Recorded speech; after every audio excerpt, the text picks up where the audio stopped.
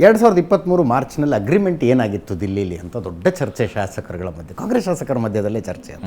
2.5 ವರ್ಷದ ಅಗ್ರಿಮೆಂಟ್ ಆಗಿದೆಯೋ ಇಲ್ವೋ?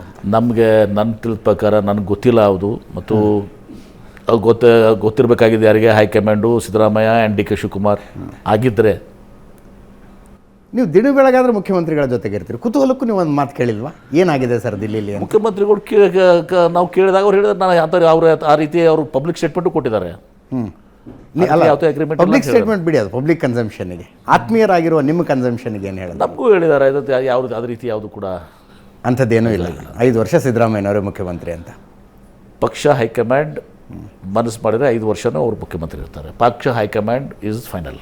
ಇಲ್ಲಿ ನಾವು ಏನಂತ ಅರ್ಥ ಮಾಡ್ಕೊಳ್ಳೋಣ? ಸಿದ್ದರಾಮಯ್ಯನವರು 5 ವರ್ಷ ಮುಖ್ಯಮಂತ್ರಿ, ಬಟ್ ಕಂಡೀಷನ್ಸ್ ಅಪ್ಲೈ ಅಂತ ಎಂ ಬಿ ಪಾಟೀಲ್ ಹೇಳಿದ್ರು. No I never said that. ಅಲ್ಲ, ಅಂದರೆ ಹೈಕಮಾಂಡ್ ಒಪ್ಪಿದ್ರೆ ನಮ್ಮ ಪಕ್ಷದಲ್ಲಿ ಕಾಲಕ್ಕೂ ಇವತ್ತೊಂದು ದಿವಸ ಹೈಕಮಾಂಡ್ ಎಲ್ಲದನ್ನೂ ನಿರ್ಧಾರ ಅವ್ರು ಮಾಡ್ತಾರೆ. ಓಕೆ. ಸೊ ಹೀಗಾಗಿ ಹೈಕಮಾಂಡ್ ಈಸ್ ಸುಪ್ರೀಂ.